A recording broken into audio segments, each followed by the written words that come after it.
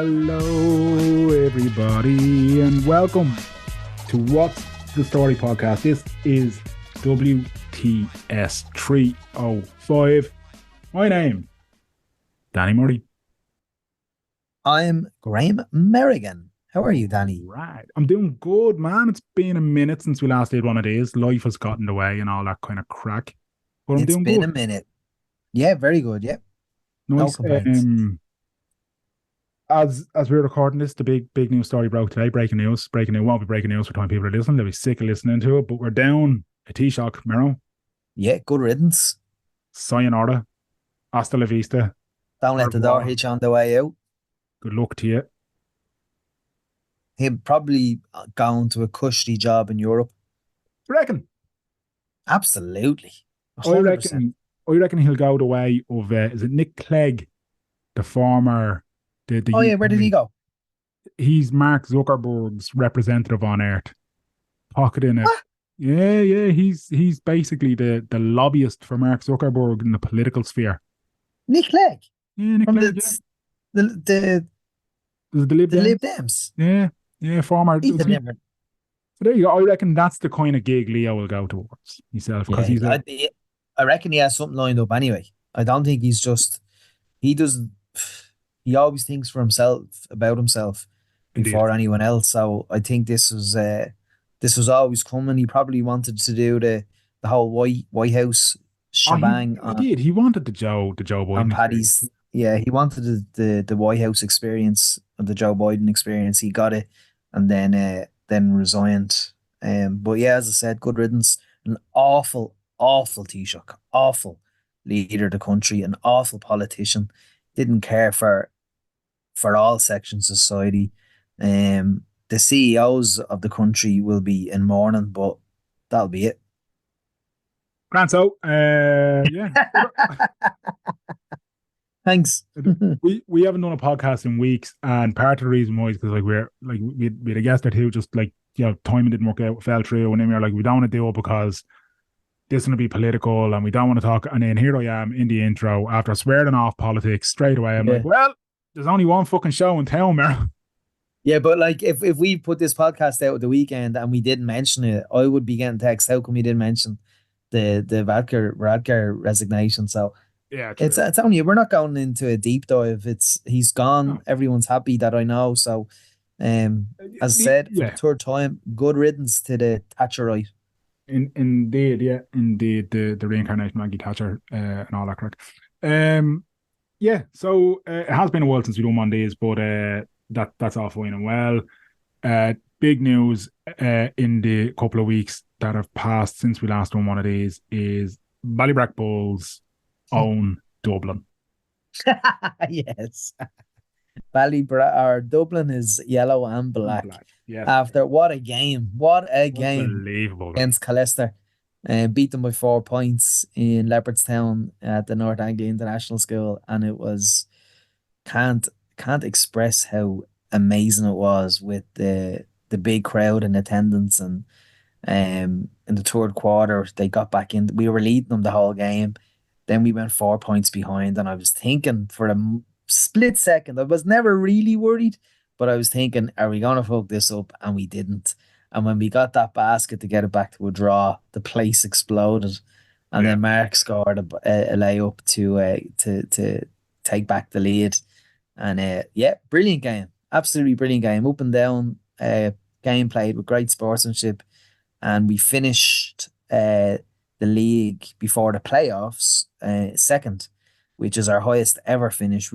For years we were a sixth place team and now in the last 2 or 3 years we've kind of progressed every year, which is brilliant. So delighted, absolutely delighted. The playoffs are coming up the 13th of April in University Limerick and the 20th of April in the indoor arena in Blanchardstown, Abbottstown. So looking Lovely. forward to that. But the teams are very tough. Rebel Wheelers will be clear favourites to retain the league for there's a gazillionth time in a row. And it'll be probably us or Limerick perhaps to finish second, or maybe Colester, because ourselves and Colester are always neck and neck. But yeah, roll on. Lovely, lovely, lovely. Literally. Mate. You enjoyed it, Danny. I did. It You've was been great. following us a shitload since we were established. And the last 4 or 5 years, you've been coming to a lot more games than just home games. So you've seen the improvement. So Absolutely. You just need to learn how to play in the third quarter. But other than that, I know, yeah. What the fuck is going on with that? no, it was great. Next. And what's great as well is that you have like younger or less experienced players coming through now, and you can Yeah, see them starting to improve, and you can see because you have unbelievable talent in the likes of Jack and the likes of Johnny, Mark obviously being the veteran that he is and whatnot. But then when you see somebody like Sean coming along and that kind of thing, it's great as well. Then so yeah, it's nice seeing the new talent progressing through the Bulls ranks. yeah, well said. If they just sort out that number 32 now, that'd be laughing. Yeah, he's a courier. Absolute courier.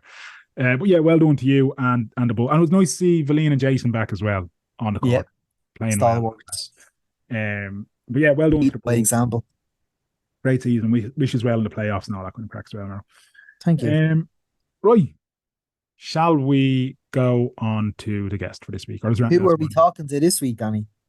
Now, you and I are big fans of food related content on the internet. And We're over the last couple pigs. of months, I have been watching the Is It Worth It channel, uh, where Paul goes out and he tries food and he tells you if it's worth it. It's that simple, it's that straightforward, but it's fucking great. It's great content. And It's honest content as well. it is. And we talked to him a lot about that. So we decided, you know what?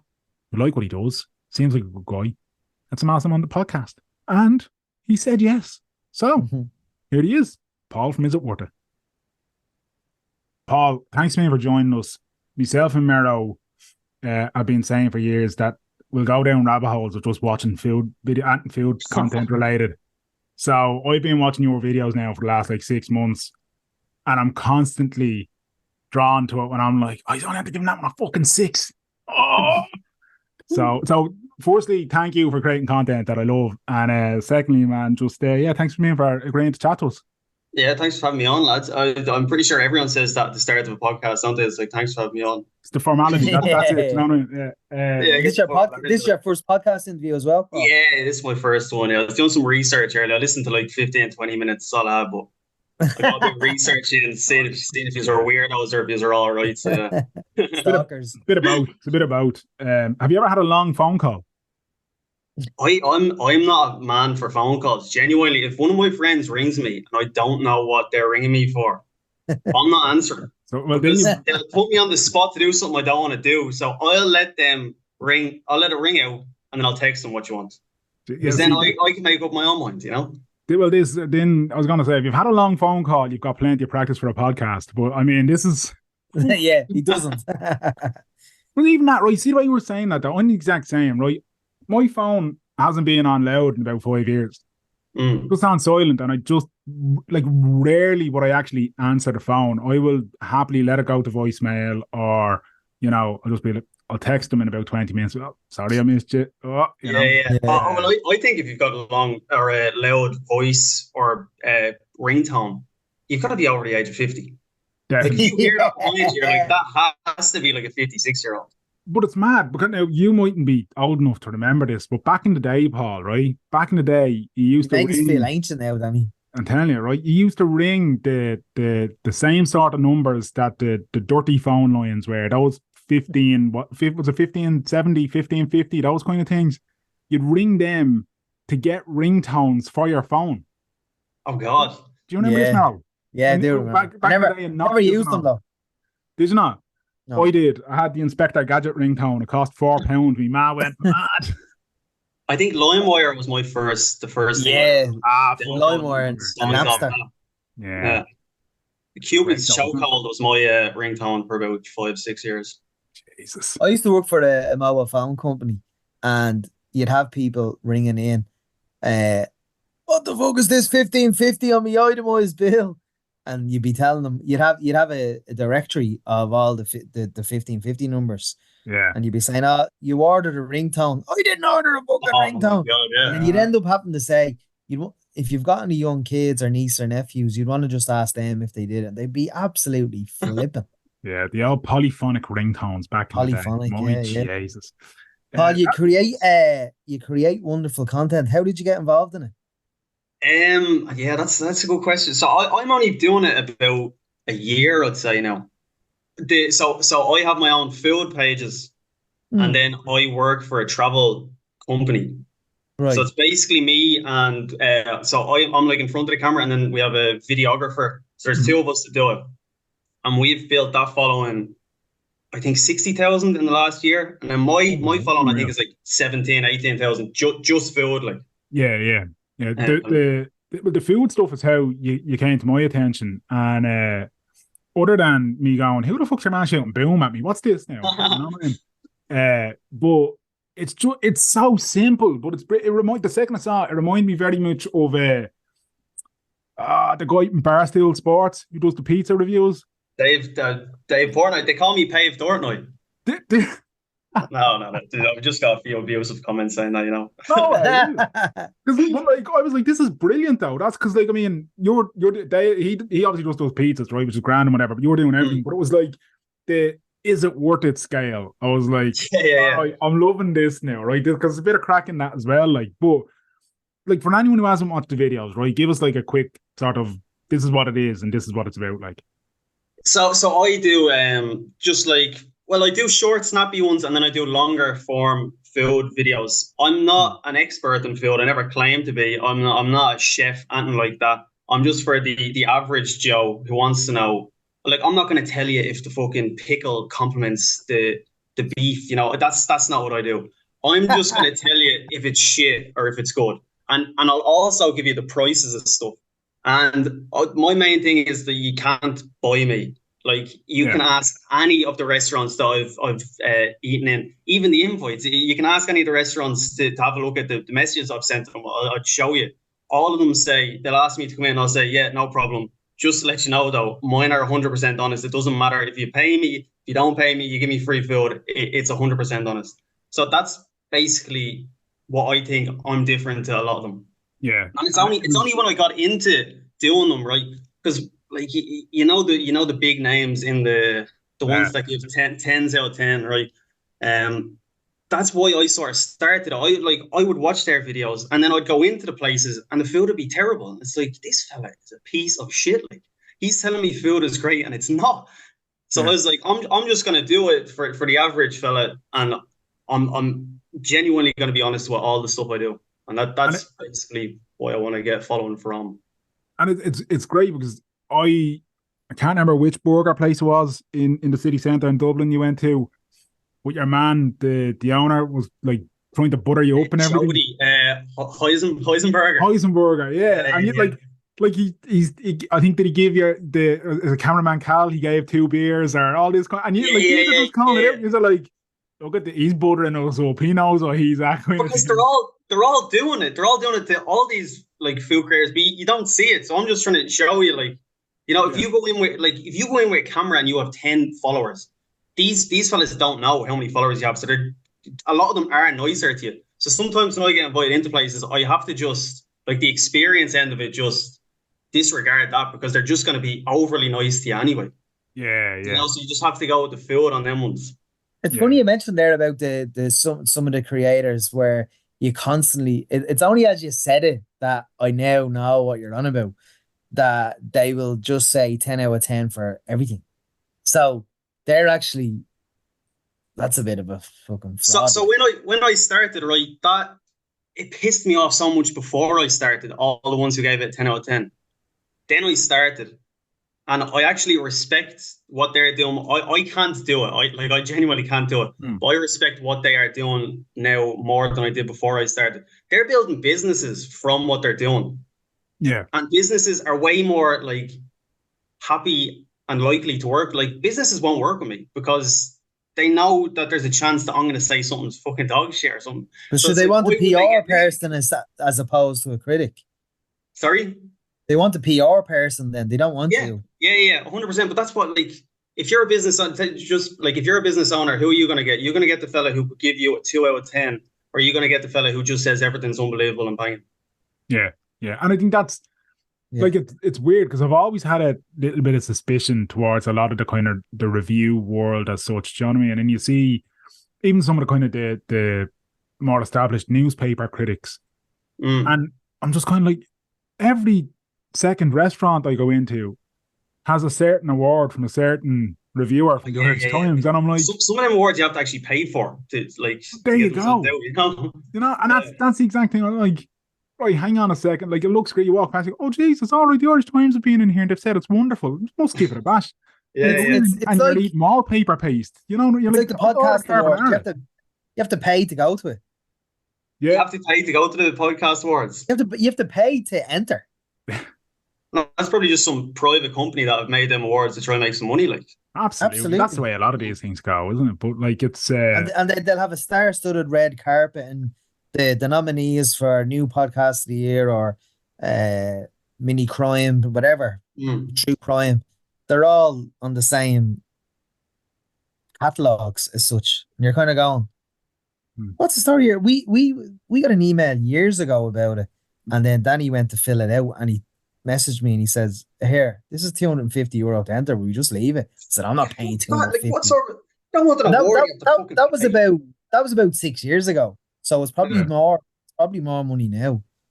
Yeah, but if anyone listening does want to vote us, they can go to www. There is an award where it's like the People's Choice, and you can type in whatever podcast you want, but they're not going to give it to people that haven't paid the fee. Yeah. But I think this is like, it's an interesting conversation though, because it's like the criticism of the internet, and I sound like me dad, Jesus. Like the criticism of the internet is, you know, anyone can say anything on that thing. There's no one there to tell you the truth on that thing. But he's not wrong. But you know, but this is an example of it in terms of, you know, and like you said, like I get it. Like, I respect the hustle or whatever. They're trying to build a bit of a business for themselves. This is their model. This is what they do. They work with the places. You know, they get a nice shiny review, and the reviewer then is getting a bit of grub and possibly a few quid in their pocket. Everybody wins technically, except for the poor except for the viewer. Exactly. Who goes in, pays his 50 quid for his 3-course meal, and leaves going, try just eat. You know, but what happens when you say when the restaurant is kind of flirting with you to give a positive outcome, when you say, here, like, look, that's not my deal, what's the response like?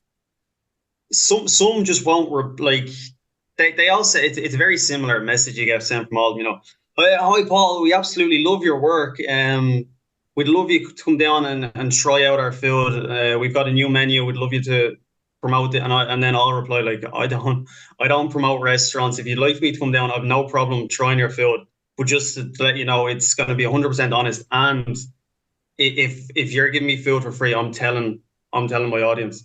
There was a stage where I wouldn't even take the free food. I just go down. Well, it's like, I need to be getting something, you know. I need to be getting a little bit out of this. Yeah. Well, that's, I mean, like, this is it. Like, would you hear from them again though? Like, if I give a bad review. No. If when you say to them, listen, I'm not going to promote. I'll go down. I'll do this, but I'm going to be honest. Do you hear back from them, or do you still do it? Or? The ones that, like, I'm amazed at, right? The ones that say, yeah, 100% we back our field, and then I go down and it's terrible, and it's like, are you fucking mad bringing me down here? It's either they don't actually watch my content; they've just seen that I've got a few thousand followers, and I get like a decent view on my videos, and like, oh, we'll get him down. He's just saying that he's going to be honest or whatever. They don't actually watch what I'm doing. It's just a car crash.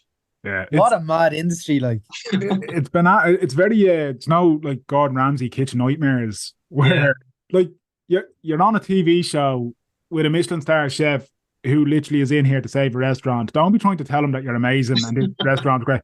There's a reason you're on telly, bud. You know, like, I went into one place with two of my mates, and the owner's friend came out. They were in their 20s. The owner's friend is about 27, 20. I was about my age. Comes out. And he's just talking to me normally, and then he starts. He's like, yeah, she's still in college. This son, he's trying to give me this sob story, and I was like, so I go, this isn't the fucking X Factor, man. If the food's good, I'm gonna say it's good. But you're not getting a score out of me for this sob story, like. Yeah, you get thrown all sorts. I do be getting threats and stuff for some of the reviews that I do. Serious? I have gotten threats. Yeah. Like what? Like just because Business owners. What? That's yes, insane. Sending me messages telling me that they're gonna bring me to court and whatever. And this is what's the word they use? Slandering their business, all this sort of stuff. Yeah. Well, slander isn't a legal term anymore, so they'd want to fucking get up with the times as well. And you can't defame food because it's subjective; it's the taste. So yeah. No, I know all this, but yeah, I do be getting stuff like that. Jesus, people are mad, aren't they? Like that. When I first started, I was getting that sort of stuff. That's why I'm saying, like, I respect the lads who just give positive reviews all the time. I genuinely, I couldn't do it. I couldn't be living with myself because the lads who follow me, like, I do get DMs from lads saying, like, I went there, it's great, cheers for that, man. I couldn't be fucking giving people bad reviews and then them going in and I'm making a few quid from it or whatever. Yeah. I just couldn't be fucking doing that. So that's the whole influencer thing, though, isn't it? Like, I mean, the totally obvious influencers out there, I wouldn't be inclined to buy what they're trying to promote because I don't. You know, when you see as well, like hashtag gifted or hashtag PR or hashtag ad. Mero, I'm gonna cut you off there. Let's not forget we went through about a year in this podcast of fucking hawking Mickey races for Manscaped. All right, like I mean, we're just as guilty as anyone. Manscaped fucking they sponsor everyone, don't they? Listen, in the podcast world. Honest to God, we were peddling them there for a while, and they were lovely. Choice of word there. Yeah, look, they were lovely to deal with, and some of their products were actually decent. But I mean, you know, like no. One of them. I think it was the Manscaped 3 Are you still working with them? No. Nicked my ball sack off, and once you nick your balls off that once. That's it. It's you can't trust that after doing the trust is broken, and at that point you're like, do you know what? I'll just stick to the little nasal hair one and maybe some of that nice smelling ball deodorant that they're peddling. So look, we're all shields at some point in time in our life, lads. For various. I know, but I'm not inclined to engage when I see something. If I'm scrolling through Insta stories and I see a prominent influencer pops up on the screen with an ad or whatever, I'm actually more likely not to get it. I get you. You know, like if you're Danny on your Insta stories and you're eating a Kinder, one of those Kinder chocolate things, some delicious Dairy Milk dime eggs available this time of year because it's Easter. Yeah, well, see, I'd be more inclined to get that now because you've just in the background, as opposed to someone saying, "Oh my God, these are gorgeous." It's just not believable, like, and that's something I admire about you, Paul. Is like you're not going to engage or sell yourself to that kind of a section of that market. I do love the fact that when you watch it, you're very clear and you're very. There was one of them. It was was it a Michelin Star Chinese you went to recently? Where Indian, that was it. But straight up, you're just like, and of course, I'm giving you the prices because that was before I was like, oh, this is gonna be pricey. And then 3 seconds later, you're saying it, and I'm like, I fucking love this guy. This is exactly what I'm here for. That's what you want, though, isn't it? You want to know how much it is. Yeah. Is it good? And what's when I say the experience, I mean like what are the waiters and stuff like? Because a terrible waiter can bring down the score dramatically, like. This is why you don't eat chocolate during a podcast. But if anyone in Cadbury's is listening, I'm open to being a shield. You can't buy the lad, but you can't buy me. All right. On that waiter, and now I know it's different because you're going there for that experience, right? But you went to that Karen's Diner place. Yeah. Now, honestly, even if it was free, I couldn't go because the thought of somebody abusing me when I'm trying to eat food, just fucking, it's so alien to me. That I went to one in Vegas. I just couldn't. I was like, I don't get the appeal of this at all. Like, what did you think of it? I went to one in Excalibur Hotel in Vegas, and it was real. Like, they give you hats to wear, and then they just they write stuff, and then they stick it on the hat. You don't know what you're being slag. Only your friends tell you, oh, they're after writing this. Um, it was grand. Like the clips I've seen of the place that you went in town seems a bit like forceful, maybe. The one in the Excalibur, it was grand. I didn't find it too bad, or like, but once you're eating, they're not coming over like throwing stuff at you or like, but they are I like think just they were. throwing your knife and fork down, and they just throw your plates down, and they'll say to stay to your haircut or something, you know that way. That's American, so isn't it? I think they feel like they have to up it over here because like Irish people are quite funny already, whereas like Americans Uptight. in general they're not that funny. So like they feel like they probably have to do more. I Yeah. also Yeah, went in with a big fuck off. Like I had a fuck off camera in my hand walking in. So they were obviously like, oh, this could be content for us as well. So maybe they went a bit harsher on me. Yeah. It's I would never go to something like that if I wasn't recording it. Like I put that up on YouTube. It's actually the best video I've ever got on YouTube. Mm. It's only a 5K, but it's the best one I've done, and it worked. Doing something like yeah, that. But like the food alone was so bad. Yeah. And I actually said it to the owner of the place. I didn't know it was the owner. I think he recognized me or something because he said to me, well, is it worth it as I was going to the toilet? And I thought it was just some bloke that was sitting in the restaurant. And I was like, that's absolute dog shit. That food is terrible. I can make better in my air fryer. Right, I love it. walked into the toilet, came back, sat down. He comes down, he's like, oh, is it really that bad? I'm the owner. And I was like to him, listen, I could lie to you now and tell you that it's great now that you've told me you're the owner. And you can watch back the video and see that I've said it's terrible. It's not good food. Like it's just not Yeah. good. And then he actually said to me, he was like, we're gonna change some of the menu. We have it like in the works and stuff. But Yeah. but sure, it's only open, isn't it? yeah. It was open like a week and went in. He's like, we already have some changes in the works. It's not a vote of confidence there anyway. Like You're not going there for food though, are you? Like you're going for the experience. You're going to get And was abused. it pricey? I think it was the minimum spend is €20 per person. I Okay. think it's about 26 quid. So it's not cheap. Like Yeah. Like for And you're what getting it is, abused. it's basically it's in the same sort of bracket maybe as like an Eddie Rockets type thing, is it? that's what they're trying to brand themselves on, being better than Eddie Rockets. He actually said that to me. He's like, "But are we better than Eddie Rockets?" Like, I know we won't have the best field, but is it better than Eddie Rockets? So like, I haven't had that in years, but there's no way it's nowhere near Eddie Rockets. Like, Yeah, it isn't. I mean, it's also you know where it is in town on O'Connell Upon Street. Street. They don't like. I was saying to themselves like, you need to get a bouncer or something in here. There's going to be some trouble at some point.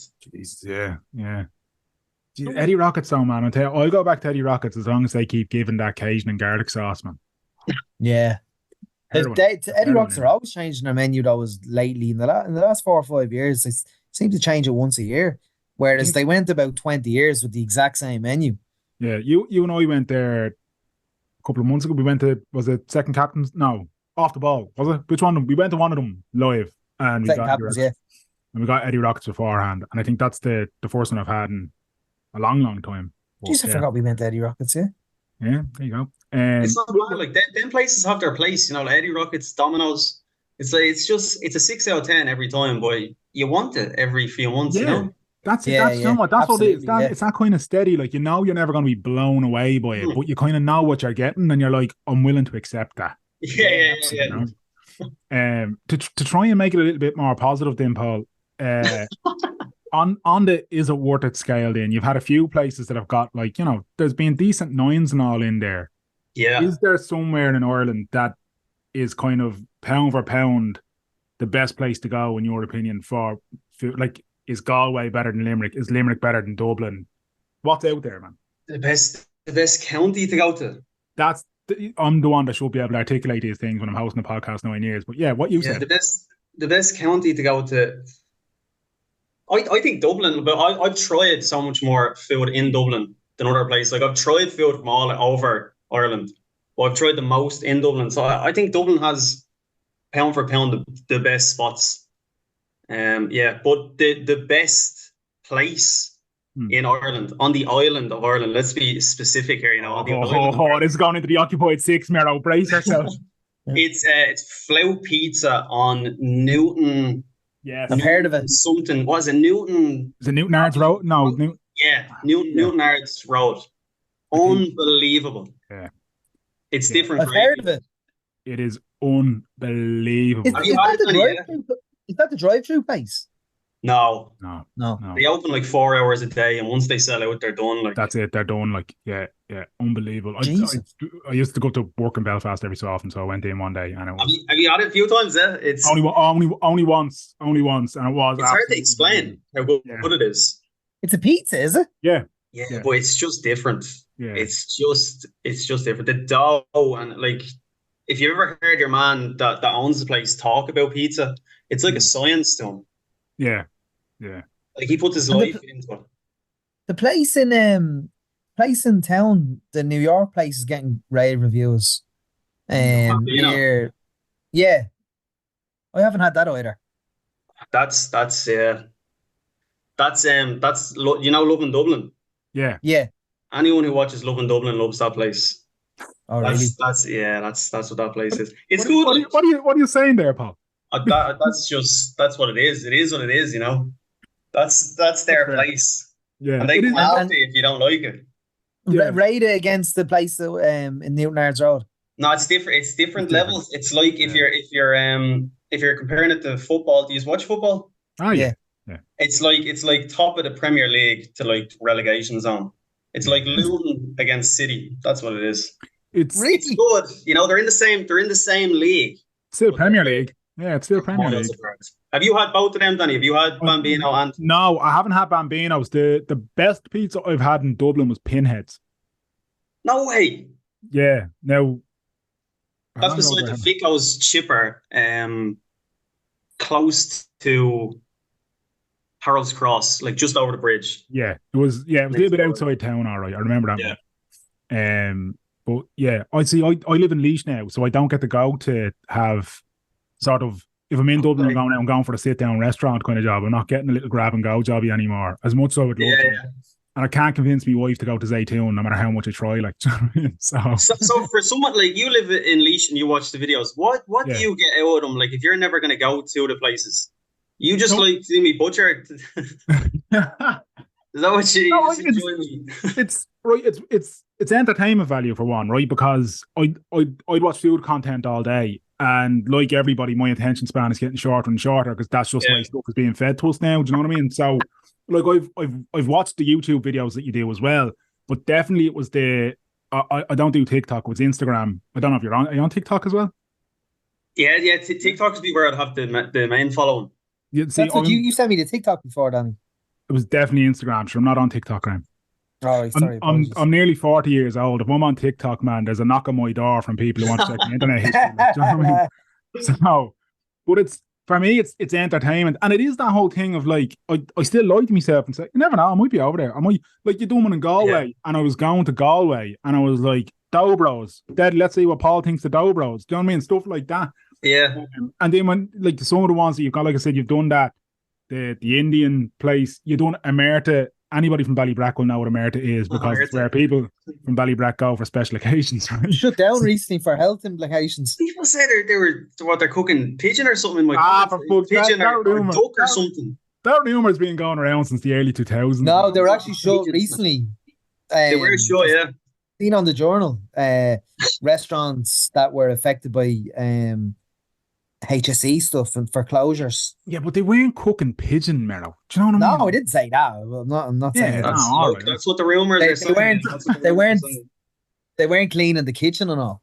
Yeah, that wouldn't shock me at all. I mean, when you're doing an all-you-can-eat buffet and you're asking people to pay less than a score for essentially enough food to feed a family of 75 people, then yeah, cleaning's probably going to be lax because the fucking fryer is going 24/7.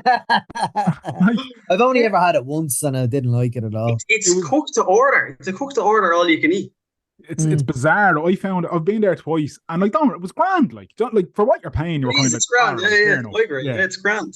But it wouldn't be somewhere I'd crave. Like, I wouldn't, you know. I'm not a massive eater. Like, people love looking at. I'm doing the all you can eats because people love looking at like all you can eats. I'm not a massive eater, so I'd prefer to spend, like, they're about 25 on average. I'd prefer to spend 25 and get like a nice meal Like Yeah. just Yeah, one plate or something rather than just a load of shit. Like, Yeah, well, see, that's especially for me these days because I did a gastrectomy there 2 years ago. Like, so I can't eat like fucking like an all you can eat back in the day for me would have been like the Olympics, whereas now I'm terrified by the mere thought of it. Like, you know what I mean? you can barely do a starter now. Like, yeah, so I'm like, oh, fucking hell. But at the same time, I do get why people are drawn to them. You know, like yeah, it's it is interesting that there's so much different choice and stuff. You want to taste it all. that's it. That's it. And And it's that thing, isn't it? Like, do I want like a curry or do I want crispy fried chicken? Or do I want a few wontons? Or do I Get just it want all. everything? Do I just want everything? Why yeah, not have everything? You know? there's a place out. I haven't been to it now, but an all you can eat in Liffey Valley, and it has so many different cuisines or something. Called Cosmo or something. Yeah. That's the one. Yeah, Yeah, have I'm you gonna been do there that yet? soon. No, I'm gonna do that soon. All right. So here's my thing with that. And like, just we're being fucking negative here, right? But it's one thing going to like an all you can eat Chinese, right? That's one culinary discipline. If I'm going to an all you can eat and I'm able to get pasta, I'm able to get Chinese, Pizza, I'm able to get pizza. I'm like, what? Indian food. There was one that had all this Like Yeah, what? Yeah, and like bread. what the fuck is going on in that kitchen? There's worlds there that are colliding that should not collide. Like, you know? Yeah, yeah. How are you cooking all that? How are you getting it all out there? Like Yeah. I mean, the I've uh, never. the negativity comment. Yeah, negativity breeds. If you put up a bad review, you get fucking butchered. Yeah. do you? Oh, the negative. Yeah, You see, it's very food is very tribal, right? And yeah. the What about it? people Because people who, say, "Hey, you're wrong, Paul. I had that and it was massive or something." No, I know they get real personal. I can't think of exact things that they say. Like like they call me Harry Potter and stuff. That doesn't get to me. It's the ones that watch every single video. You know, they watch like the 10, 12 minute videos I put up and they comment on something real specific about the way I chew or something, you know, and they go into like 6 different points. Like, That's how you Jesus know you're Christ, winning. man. That's how Yeah, you know you're winning. yeah, you are a loser, like going into that much Yeah, detail. 12-minute clip, and then that's. you're commenting on how I'm get a life, like, jeez. But see, this one because right, like for us, right, like if it's a place that we're kind of transient in, or we're just going in and we're having it once, Transient. maybe. This is listen, man. This is I this is don't what you even know what get. that means. This Yeah, is Danny, Jesus. you're just passing on through. You're in, you're out, you're gone. It's a one-stop shop for you. You know what I Yeah. mean? That's what a lot of these places are, especially what you're doing. Like you're not going to be necessarily a regular or a repeat customer for some of these No. places, Paul, right? But there are some people who watch that and that's their go-to. That's their spot. So they do take it personally because suddenly they feel affronted that their taste buds could be Yeah, Yeah. lesser. You know, you've and just so you're ruined me going Friday in. nights. So you're going in, you're like, Andy, is it worth the scale? It's a 7.2. Whereas for these guys, they're like, did he say 7? He better have said 17. It's only out of 10, but he better have said 17. I'm not having that. That's my Friday night every night, and he's insulting me. Like, Yeah, you know, no. so, Yeah, no, you're not wrong. People do get very, very passionate about it. it's like for me and Mero and our friend Gary and Paul, you know, Mero was mad about pasta bake, but whenever we bring it up, he goes mad. He goes absolutely. We don't get the fuss about pasta bake at all, but Mero Inside joke, Paul. he's mad I for don't. pasta Yeah, bake. I wouldn't be a pasta bake fan. No, nobody else except for Graham is, to be honest with you. So this is very inside baseball, Mero. Yeah. He's not happy with that one. He's just rolling the eyes down there. He's He not is. happy with He is. that. He gets an awful time over the pasta bake. Actually, last night we were out for dinner, myself, Mero, and our friends, and went to Data in Glastool. It's Glastool going to get Glastool. Last hill.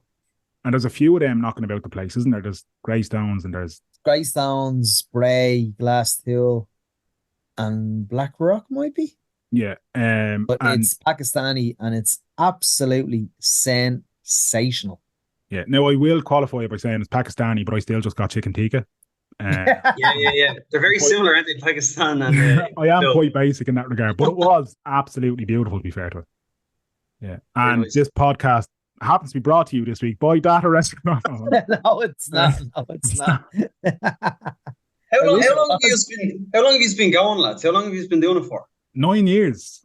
My 9 years. God. Yeah. Because So- they say, like, I'm sure you've seen all the little clips that, you know, you watch. I watch, they were saying only 10% or whatever the percentage is of podcasts make it past 10 episodes or whatever. Yeah. And I You don't know, them believe it. yours are 300 deep, over 300. Yeah, Yeah, well, we- see, there's I'd say, well, we're on, what is it? This is about three. I don't even know what number we're on. I'll have to check before I put it live. But like we, at one stage then, we're doing like mini episodes that we were calling the 600 because they were 10 minutes long and we thought we were real clever because, you know, Okay. 10, 20, 60. But anyway, the so Yeah, nice. so there's probably about, I'd say we've done close to 350, 360 episodes. Like, and yeah, I mean, we're nowhere near as regular as we once were and that kind of thing. How regular were you? Like, were you doing it daily or was it like No, once a we week? were religiously weekly, like Okay. to the point where at one stage we said, "Mira, we're having a chat going, this is getting to be a job now. This is starting to Mm. between trying to get guests, trying to do the website, trying to edit, trying to build something. Just and we both kind of just said, you know what, like it's a hobby, we enjoy it, and rather than turning sour because it's becoming work, let's just try and maintain where we enjoy it and we get to chat to people and we get to have conversations about things that normally we wouldn't chat about, or we get to talk to people who we normally wouldn't talk to.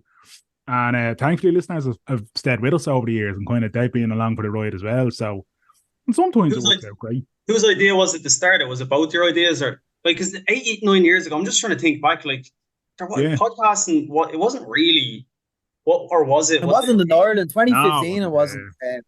There wasn't many. But now, like, I mean, we haven't done a podcast since the start of February, and a lot of that, like, a lot of it has got to do with stuff going on in our life, like just life Mm, getting in the way. Danny changing job, Danny going on holiday, me doing stuff, and it just life got in the way. But it's also there's so many the market's saturated now that there's about 5 or 6 podcasts that are going for the same guests all the time. And mm. there's probably podcasts that are paying guests as well. And like Ah, there is. Yeah. we've never been asked by a What you mean? guest. I'm not getting any fucking money for this. Yeah. Our friends in Data Restaurant are going, Yeah, friends of that. and Just tell them we sent you. there's also a lawnmower 3.0 from Manscaping. Oh no, I don't want it. Send it back. But there's Oh, loads like there's loads out there now that's just a bit saturated, you know that way. Yeah. but So like, whose idea was it originally to start it, and what was So, the original? Was this the idea? Just two lads getting people on talking, or what was? God, no. So Yeah. originally, right, so and there may still be people who have been with us since episode one, and there may be people who don't know anything at all of it. So get comfortable, lads. But essentially, me and Mero used to work in the same company, and at the time we were both training with our friend, a wonderful girl called Lindsay Doyle, who at the time was still active in kickboxing. World champion kickboxer, very accomplished and a brilliant trainer as well. Mero was training to do the Paralympics, and I was just trying to be less of a fat fuck. And we kind of were thinking about it, and we were like, there's probably something in this in terms of like following somebody who is trying to be an Olympian, following a world-class athlete who is competing for world titles, and following a very less than average Joe who just wants to be a bit healthier and not be out of breath going up the stairs. Yeah. So I wonder, can we do something with that? So originally it was the three of us. And we done the first episode and more than 5 people listened, and our socks were blown off by it. And then quickly we learned that our story will only get us so much content. So we actually need to talk to other people and hear their story. So that's where the whole sort of everyone has a story to tell, and we're just going to chat to them about their story thing was born out of. That's just grown over the years. Lindsay has a family now with the lovely Austin, and you know she left us well very early on, I suppose. After about was it 30 we're or going 40 9 years. episodes? She probably left us about 8.5 years ago. Yeah, exactly. Yeah. There's no ill will. I did for a long time the podcast refer to her as being passed away. I made Lord rest her. But there's no ill will there. She's she's brilliant though. She's brilliant, and yeah, we've just been going ever since. And yeah, we've got to talk to people who we never thought we'd get to talk to. We've got to do things we never thought we'd get to do. We've done live shows, fucking sang, dancing. Did you get nervous? Would you get nervous for a live show or anything like that, or is that just Danny does. all we use? Yeah, it's weird, like, right, so Danny shits the bed for live shows. I don't get nervous until about 5 minutes before it, and then I absolutely brick it. He get bricks it in as far as like, what are we doing here? Why are we doing this? Full on, just like imposter syndrome comes down. Like, why are we here? What are we doing? This is a job. Like that. Like this is a mistake. Like, but You're gonna have to do this on your own, Mero. when you was asked me on, I was like, why the fuck did I want? I was looking at some of the guests I've had on. I was like, why the fuck did I want me on? I was like, this is a scam or a joke or something like Danny the scam. Yeah, I mean, look, like and this is it. This is the beauty of it, right? Because literally everyone has a story to tell. And I think this is the thing about podcasting that people forget is that, like, yeah, you can listen to the radio and you can hear people on the radio and all that, but it's always just like 5 minutes, 7 minute segments. You're never going to actually have a chat like this where, yeah, all right, it's going a bit all over the place, but it's a genuine conversation as well, you know? Plus, I'm fairly certain you could listen to fucking Radio 1 for the next 10 years and you're not going to hear George Foreman singing Dancing Queen by ABBA with two lads from Ballybrack. You're just not going to get that on RTE, you know what I mean? So that's George Foreman was the most strangest interview. That was bizarre. It was just bizarre. Is he a heavyweight boxer? Yeah. And King of the Grill. How did you manage to get him on? Just emailed him. Tweeted him. No, you just emailed and he said yeah. We tweeted him first saying, "Want to speak to your Irish fans." What was he like? You said that was a bit weird. What was? It was weird because we hadn't a lot of time and we thought we were getting on really well.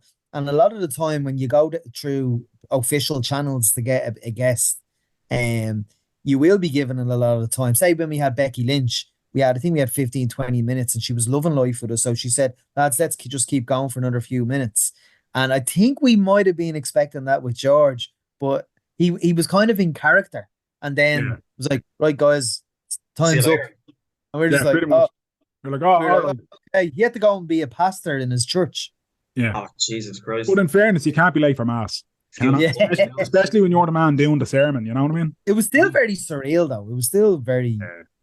But like it's like I would be so nervous to like I volunteered in South Africa there in November. I watched the video. Yeah. So I was doing some of the media and like showcasing some of the people that were there. So I had to like do like little sound bites of, say, the Minister of Education for South Africa. Didn't have a fucking clue about. I didn't know who he was like 5 minutes before, so I had to just get like 2 or 3 questions and stuff. And then I had to do them with CJ Standard, the lad who used to play rugby. I was just so nervous doing it because it's like you only get one take at this, you know. You have to make sure the mics, and I'm sure it's the same for you. You have to make sure everything's right because it's an opportunity, and if you don't get it, you're done. Like, yeah. But I think it's one of them though where like everyone's human, you know what I mean, and you will always encounter that kind of one or two that are shitty to you, and they'll almost take advantage of the fact that you're a little bit nervy or a little bit green or whatever. But most people have been in your situation where they were the new kid, they were the new guy, that was their first time doing something, and they can empathize with that. And usually in that world of empathy, there's a commonality that people will sort of go, it's all right, man, just take our time, it's grand. But like, yeah, I think the thing with doing this sort of crack and the thing when you're chatting to people and all that is just, they're human too. And so long as you can just sort of find, like, we've had guests on over the years who we would not agree with at all on some of the stuff. They'd have very, very different outlines, had very different outlooks to we would on life. But we've still had a bit of crack with them because at the end of the day, they're human. We'll finish the recording, myself and Mero will be like, look, I wouldn't go for a point with them if they were the last fucker on earth. But they were grand to chat to for an hour. And what would you do in that situation then? If you don't agree with them as the host, do you just let them freewheel, or would you ever disagree? Would you be like, who's the American conservative we had on?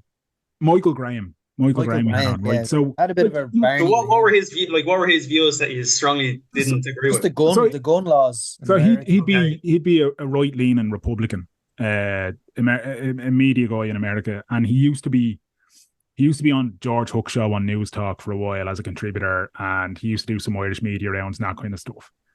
But like, a nice guy, but just I wouldn't agree with him about the weather. Never mind about American gun policy or anything else like that. But at least you can, like, you're not looking to have an argument. You're just looking to kind of go, but hang on, you're saying this, but here's another side. Like, have you considered this? Have you thought about this? Like, and most people are grand to just have a chat. They get that's what this is. It's just, you know, you're having a conversation. You don't have to agree on 100% of the things, but you don't have to be a dick to each other either. And I think the problem in the world now is that we've lost a little bit of that, especially on the internet, where you're either in camp A or camp B. You can't be anything else. And if you're not this, then we don't like you. We hate you, because that's just an insane position to take. Like, it's just madness to me. And I'm guilty of it as well. Don't get me wrong, I'm preaching this, but like, I'm very guilty of it when I look at some of the shit going on and I'm like, wanker. And I haven't once asked him, why do you think that? Why do you feel like that? You know? But it's just the world we live in. Who would you say is the best guest you've had on? Firstly, in terms of like notoriety, and then second, like, who was just the best crack, or who did you just get on with best? I think for me, Amira, I would say you probably agree with this, but Christy Moore was a highlight. Like, was he? Yeah, because people say that he's a bit of a prick, like when you go and see him in concert and stuff. He's not. An absolute gent. Like, we used to record in Fitzpatrick Castle in Cloyney, and there he is up there in the wall. Yeah. Didn't even know you said him. I love him. Yeah, and we were chatting about an hour and a half, 2 hours up there, and he had his guitar with him. He was singing a few songs with us, just chatting about, like he was an absolute gentleman. I couldn't speak more highly of him. Absolutely the best. That's the best podcast we've done. Yeah, we've had a few mad ones over the years, like ones that were just random, but absolutely. There's a guy, and I always go back to it. We've had him on twice. Michael Finkel is his name, right? That's brilliant. Yeah, and there's a movie, and I'm not sure if it's still on Netflix or not. It's called True Story, and it stars James Franco and Jonah Hill, and it's about this mass murderer who steals the identity of a New York Times journalist, and it's based on a true story. And the journalist who had his identity stolen by the murderer was Michael Finkel, and he wrote this book about it and everything else. We had him on talking about that, and just that story was just insane. You had him on twice. He's brilliant. So I love that one just because I was like, what the fuck is going? This is mad. PJ Gallagher's always a popular one. Joanne McNally's always a popular one. Have you ever had anyone? I love watching podcasts about, like, you know, the CIA and all that sort of stuff. Like people who have been in like intelligence agencies and now they're not. That sort of stuff is very interesting. Years ago, we had a guy called Colonel Randall Larson on the podcast, right? Jesus, yeah, remember that? And it was mad, right? Because I felt like fucking Nostradamus after this. He worked with, I cannot remember the scientist's name. Basically, he was part of the team that rid the world of smallpox. Right? He was part of the crew on that. So he was talking to us about kind of mass pandemics. And this was like, wow. This was before, this is long before COVID. This is like, I want to say 2016, 2017. This is when we talked. Yeah. And on the podcast, and what happened, I had watched a documentary about smallpox, went down a fucking rabbit hole. I remember saying to Mero, I was like, man, if something like this happens, we're fucked. Right? And this is when you could still like look at conspiracy theories and then not feel like a prick that you were into conspiracy theories, right? And I was like, I want to get somebody on the podcast to talk about smallpox and to talk about what would happen if a pandemic hit the world. And he was like, yeah, right, do it. So looked at, and this guy was like fucking former special services in America, fucking worked for the CDC, worked all this kind of stuff. Really fascinating guy. And he said to us when we were chatting to him that he doesn't fear like he served in like Vietnam, he served in Korea, all this kind of stuff. And he was like, I don't fear another global war. I fear a pandemic and something coming along that's viral and wiping us all out. And I was like, this is what I said after watching smallpox. And then fast forward to 2019, and you're telling everyone. My little peanut brain is like, fuck, yeah. You know, so that one was just, but it was just mad having that conversation with him. Like, but yeah, I don't know, like it's weird. Like, like we've talked to people who we probably never talk to again. We talked to your man who was the North Korea watcher, Paul Fisher. I love North Korea. I love watching. I don't love North Korea. I love watching. Just kind of soundbite that one sentence, Paul. Just your man we interviewed was brilliant because he's been there. He's a North Korea watcher, and we were talking about what's a North Korean watcher. So he's he's a journalist that specializes in North Korea. I feel like someone who just is a Russia watcher or. But it's an outdated phrase, is it, Danny? It is a bit, yeah. He's been to North Korea and all that kind of stuff, and he'd be like an expert on like the Is it the Jong dynasty? Is it Kim Jong? No, Yeah. Kim Un, the Jong Un. Un, Kim the Jong Un, Un. the Yeah. Kim Jong dynasty, I think. But that family, Yeah, yeah. yeah, and just some of the stuff he was able to tell us and whatever. And it's just, but I What? think, Give me like one soundbite. What did he do? I honestly, I love North Korea. Well, Not he love was North. I saying love how it. much your man loves water parks and that he just oh randomly my God, the water just park, randomly makes water parks around North Korea just because he loves water parks. that Just goes fascinated by me. himself. Yeah, yeah. Yeah, they're not open to the public or anything. Like, Up to the public. like, God.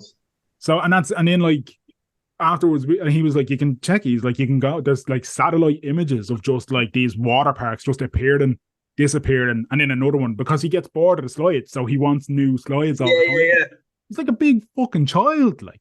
Yeah. But even talking to him about some of the stuff, like the whole Dennis Rodman, North Korea relationship, then the like that Ric Flair and all going to North Yeah, Korea for yeah. the wrestling, all this kind of stuff that happened over the years. You're just what?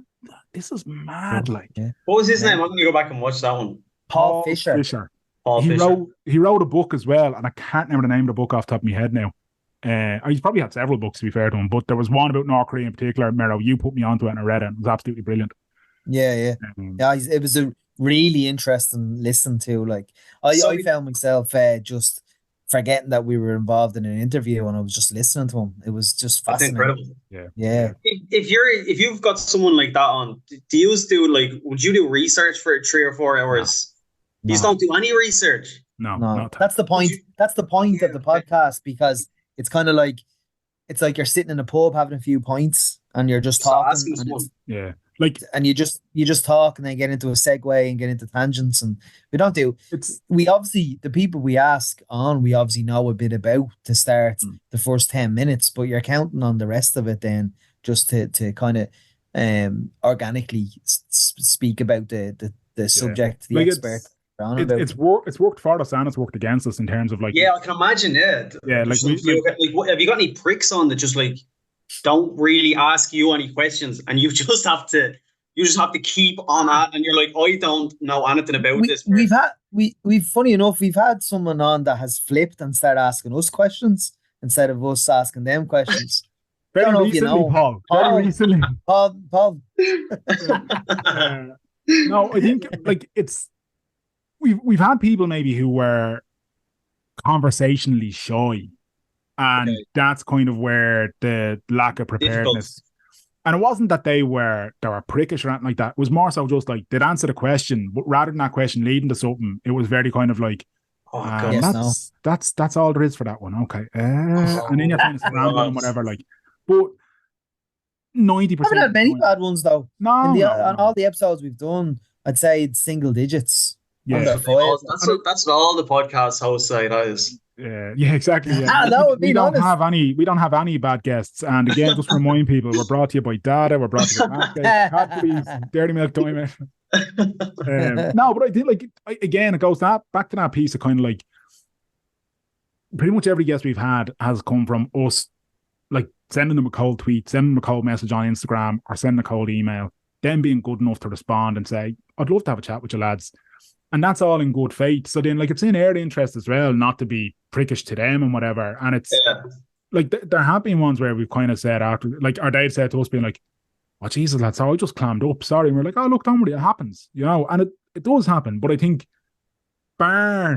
there's been a few times where, like, we had one guest who literally did not know what a podcast was, had absolutely no fucking idea. But he was like, "And where's your camera?" And we were like, no, just this. And then he reached down beside the chair beside me. He's like, "So I can have a little," and he's shaking a bottle of whiskey at us. And we were like, "Yeah, you do you do." You know, like, so there's been stuff like that where they just did no idea what they were getting into. So the conversation wasn't a conversation; it was more of a monologue, and me and Mero just contributing to that every 20 minutes with a question kind of thing. But yeah, like it's other than that, it's good fun though. You know, I like that we get to talk to people that we never thought we'd talk to, so can't complain. Very nice. That's my questions. I think. Can we go back to asking you a couple? Is that all right now? That was lovely. Well, that's more like. Would you consider a podcast with the topics that you're doing, travel and food and stuff? Would I consider a podcast? I don't know. I think I'd love to go into so the travel stuff I'm doing at the moment. I'm basically like promoting. I promote Ireland, Yeah. like hotels, Airbnbs, activities, ask people on the streets what's their favorite thing about Ireland, all that sort of stuff. I'd sort of like to do that in some aspects, like on my own with my own like personality on it. I feel like the role that I'm doing at the moment is like I'm like a robot. Like I can do it, but it's not me. You know what I mean? Like I've got some strong views as as you have heard. You know, it's when Yeah. I'm doing that, it's like but podcasting. I don't know. This is my first. I don't know if I could do podcasting. I think it's a difficult job what you're doing. Like, There was so one. would you ever do a you just do audio, yeah? Yeah, yeah. Yeah. Would you ever do like visual, like YouTube sort of podcasts? You aren't I Graham think doesn't we're seem past to that that. now, to be honest. Yeah. I think the whole personally, when I see uh podcasts and the stereotypical podcast mic, the headphones, the music in the background, it just drives me mad. Just saying absolute assholes. Yeah, yeah. Sell It's me a phone mix. I just find it very contrived and very, clicky. I think we'll be 9 years old in June. I think that element of it has probably passed us. I think it's a hobby and we don't want to give ourselves any more work than what we already have. It's I think. also the time that video Oh yeah. like, that's what killed me. I just like editing the audio or whatever. Like that's a 2 hour job on a Saturday morning for me. Do you know what I mean? Whereas I have to do video and everything on top of that. No. Because that just answers my question. I was just going to say to you, is there like the little snippets you see on social media, little 10 seconds of podcasts and stuff. Yeah. That would grow you like exponentially, but it's like there's so much work involved in that, isn't there? So and we've done that for There is, and there's so many. Like and when anytime I find myself getting tricked into clicking on those things, it's fucking nothing. Like it's nonsense. Yeah. It's like some toxic masculinity trying to say a man should do this, and it's this fucking music in the background, and this whole I used to do this. I was a down and out, and now I'm an entrepreneur. Entrepreneur seems to be a buzzword now with all these podcasters, and it just fucking drives me mad. And then they have a course that they're selling at the end of it. Yeah, they're selling something. Yeah. Yeah. It's pathetic. Alpha Brain. Get your Shroom Tech Immune and Alpha Brain. Yeah. Yeah, I think that like how podcasts have evolved to that, I think it's the worst of podcasts. Mm. Yeah, but again, I think like look, people are just trying to make a living, Graham. And if that's what they're doing, it's like they are the worst of podcasts. People are just trying to make a little bit of a living there, Graham. Yeah, man, everybody's just trying to put bread on the table, man. I've never clicked into any of those on Instagram stories and watched them to their entirety. I've switched off and was like, shove it up your hole. We were out for dinner last night and you literally offered me 2 Alpha Brain across the table. I don't even know what's Alpha Brain. The Joe Rogan supplement. Oh, let's see, there you go. Like. Alpha Brain. They were at every episode of Joe Rogan. This episode's brought to you by Alpha Brain. Shroom Tech Immune. Did you watch him? Because like 90% of people I hear that like have podcasts, they say that they were inspired. I cannot stand them. I wouldn't say I was inspired by him. I listened to Rogan, like I'm talking like maybe 2000, going back as far as 2010. I used to listen to Joe Rogan and whatever, and then slowly he just became more and more of that bro culture. Yeah, it stopped being him and comedians just being funny, and it became, why the fuck am I listening to Joe Rogan talking about politics? Yeah. Why am I listening to Joe Rogan try to explain science to me? Joe Rogan's the fear factor guy. I used to watch people dangle off a crane to catch a ribbon so they might win 10 grand. Like, I don't need to hear Joe Rogan tell me about science. I'm out. I'm done. I can't but then you've got people who are putting their entire personality and their entire value system into, bro, it was on the latest Rogan episode. You should really listen to it. Yeah. And we saw the worst of that during the pandemic as well. Like, and you'd often see the clips of Rogan saying something, and then you'd hear his producer interject and basically say, Joe, that's not true. Yeah. Uh, I've seen a few of them. and he'll never say sorry. I thought it was true, or he'll just be stoned and he'd be like, "Bro, that would have been sick, man, if that was true." Like Jamie, he are you doesn't sure? You sure? apologize. Pull that other clip, Jamie. Pull that other clip. No, that's Yeah, not the clip or something. That's not the clip or something. yeah. Hey, And treats Jamie like a little bitch. he was caught He's out like a recently 40-year-old enough. man. Well, look, man, He was caught. if I'm on the payroll, I'm gonna be like, no problem, Joe. I'll pull the other video. No problem, man. Yeah. No. He was caught recently. S- It was alleged to him that Joe Biden said something really off the cuff, and he was like, "Oh my God, I can't believe he'd say that. I can't." And then producer Jamie, get that up, and it was actually Donald Trump that said it. No, Mero, you're going to upset the Donald Trump people. You gotta, Fuck yeah. them. Don't. My negativity has just oozed into you now, you know. That's it, Paul. You're a terrible influence. Come here. What's next for Is It Worth It? Have you got anything planned, or is there any like what are you hoping by the end of I'd the love, year? I'd love to go to America Oh, lovely, yeah. and do some food reviews over there, some of the pizza spots in New York or something like that. And will you do That's it? what I'd love to do. Will I do it? Like, is that planned? Is that Yeah. are you I don't have doing a plan yet, but yeah, I will do it at some point. Like when I started, basically I just wanted to make videos for a few years. I was quite a shy lad. Mm. I still am. I'd be a very introverted sort of guy. But I wanted to make videos, and I was in college with one of the lads, and I said it to him.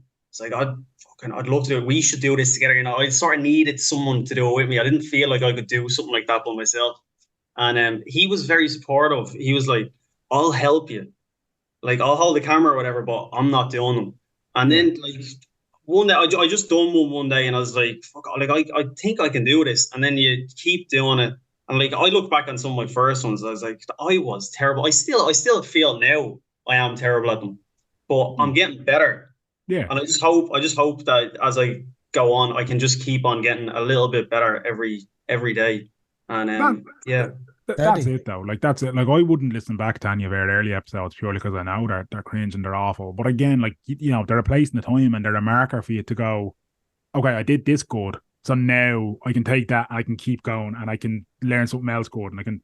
But like your videos are good, man. Genuinely, like I genuinely do enjoy them. You were in Manchester recently, just because you mentioned about traveling to New York, and you're doing some in yeah. Manchester as well. And I cannot for the life of me remember the name of the place you went to, but it looked like it was just down a laneway. It And it was, was yeah. We were on bins. It was like a subs. It's called Fat Pats. yes, yeah. Mm. And honestly, I was tempted to book flights to Manchester off the back of it. Yeah, Yeah. it's unbelievable, isn't it? Yeah, it looked unreal, man. It looked. Was that? Had you gone over to Manchester based on recommendations of people saying like, "Oh, there's this spot," or was it just you were over for a match and you were No, like, not "Fuck at it"? all. Like, I went over with one of my mates to watch. I support Tottenham, uh, Really? and he supports United. So we went over to Manchester to watch a match, and then I'd have a few of my mates now who would be very supportive and would like hold the camera and stuff. Mm. But yeah, when you're starting at the start, when I had like no followers, I'd hear like people who I was in school, like they'd never say it to your face or whatever, but you'd hear like they'd be Yeah, slagging you and they'd be telling you, oh, and now like a few of the people who would have been slagging me at the start are like, they love it now because it's like working, and it's like you think to yourself, it's like, where the fuck were you? You know, where were you when I had 10 views and 10? I'm not saying that as if I've got fucking hundreds of thousands around. I've got like 10,000 followers, but yeah, it's like where were the people like a lot of people like that aren't your close friends. They don't support you until something actually works. mm. Mm. So that is like that's a message I'll have for anyone that's like listening that wants to do something out of the ordinary or whatever. People like they won't believe in you at all. You have to just believe in yourself and just take the step. And if you Yeah, do that and you go somewhere, then they'll all follow you. You know. yeah. Big time. Absolutely. Yeah, 100%. That's you What got are to your back yourself. pages there, Paul? What are the name of your Instagram pages for our listeners? Oh, it's Paul underscore is it worth it? And And the I'll let travel you one? know if it's worth it. The travel one, that's a brand that I work for. That's travel the number 2 Ireland, Deadly. and you'll find them on Yeah, wherever and you watch. it's Instagram TikTok and YouTube for the Is It Worth It And shenanigans. Facebook. I've got like 400 followers on Facebook. But yeah, if you want to follow me over there, feel free. Any over 60s that are listening that are on the internet, yeah, Facebook. Yeah. Very, very age inclusive. So have you got are you able to tell us who are you going anywhere this weekend? Are you Am I going anywhere this weekend? So I usually plan that with one of my friends is just back from Australia now. He helps with the videos a good bit. I don't know if you have any recommendations, lads. Fire them in. I try to listen to like where they want me to go. That can go one of two ways now. Some people, they'll tell you to go somewhere and they'll be commenting it, for months, and then you go and it's terrible. You should go to Data. Data, where's that? Yeah. Like there's one in Greystones, there's Bray, there's Glassstool. I think there's one other one. I think that's where we were last night. Now I've had it a few times. It's just absolutely sensational. I'm raising Data restaurants. So they're in Bray, Blackrock, Greystones, and Glassstool. They're open. For fucking Mary, you don't need to get the opening times. You're giving them more than enough for plugging this episode now. Come on, fuck's sake. Yeah, they're open 7 days a week. But you better be getting free food off these boys. You won't taste nicer food from that part of the world. I'm telling you. Now that's a big statement. Have you been to that part of the world? I've been to Southeast Asia, but not in. Then go fuck yourself. You don't know what you're talking about. There you go. I feel like I should send you to the Midlands, given I'm living here, but honestly, it's where food goes to die. I'm trying to actually. What is it out there? Is it like ham, cabbage, potatoes? If you're lucky, if you're lucky, yeah. Mostly it's just raw broccoli and butter. Oh my god! I say actually there are some nice places, to be fair. There's some good restaurants, but in terms of kind of like Laois needs a good pizza place. It really, like, I mean, it has the chains, like, do you know what I mean? But it, like, there's. Do you like Neapolitan style pizza? That's a huge stumbling block for me on my page. I'm right. So I'm not up to speed on what is what style, right? But if I were to, it's soup in the middle. When you try to pick up a slice and there's no crisp. It all falls off. That's I needed to have a bit of structural integrity. There you go. Right. Yeah, a man after my own heart. That's what I need from my pizza. I like there to be a crunch when I bite into it from the under, as you said, the undercarriage, as you undercarriage. I stole that from that's Dave Porno. That's not. Yeah. It's great though. It's great. It is. There's a decent burger place down here called Bovine. It's not bad. It's by Laois standards, it's fucking chef kiss. Compared to some of the Dublin places, you'd kind of go, it's like an ugly cousin. But it's. I'm gonna plan, Danny. I'm gonna plan a visit to Laois, right? Oh god! In the next year, and I'll just do 3 or 4 places. I'll message you. You can give me 3 or 4 places, right? And I'll do them, and I'll give you the scores on some Laois places. Right, and because this will be a good measuring stick for me as well to see just how much my taste buds have deteriorated. The years of living down here.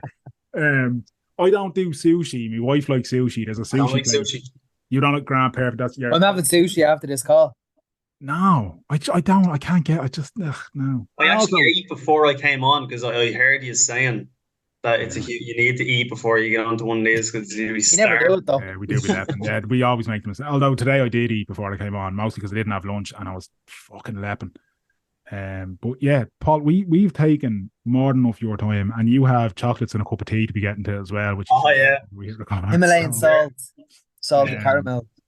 That's it. So Paul _ is it worth it on the social medias? Do have a look, lads, and send in recommendations if your favorite haunt deserves to be put into the Is It Worth It record books. Let them know.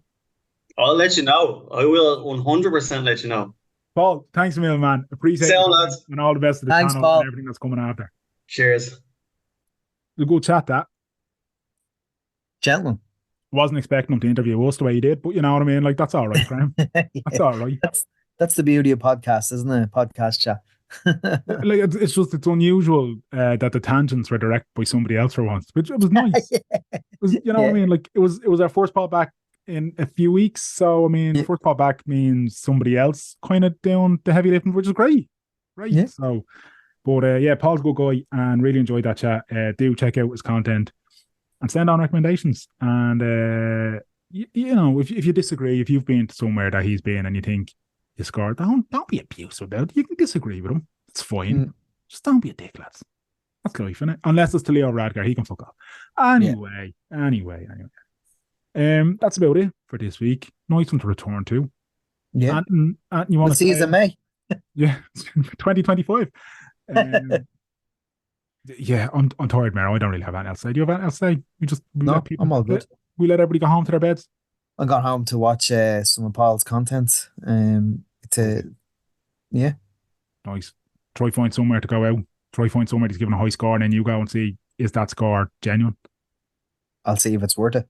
Hey, there you go. I set them up and you knocked them down, Maro. That's what you like. If people want to listen to the previous 304 installments of this wonderful award-winning podcast, where can they do so? They can go to WTSpod.com, or else they can search WTS Pod on any podcast provider. Everywhere and anywhere you get a podcast, just put in WTS Pod, whether it be Podcast Republic, Apple Podcasts, Podbean, Stitcher, anywhere and everywhere, get a podcast. Just get us at WTS Pod. We're also on Twitter at WTS Pod. He's at Danjo Murray. I'm at Merrigamania on Instagram and as well. I fucked that up, but anyway, you know where it is. It's the first one back in a few weeks, man. You're gonna be rusty. I'm rusty. That's okay. Rusty. That's okay. But the next one, you know. Yeah, I'll have it rehearsed properly for the next one. I'm gonna have to have some sushi. I can't abide by that. But anyway, look, you enjoy that. All right? You enjoy Thanks very much. Thanks, everybody. Have a wonderful evening, ladies and gentlemen. Until next time, clear eyes. Full hearts. Can't lose. This week.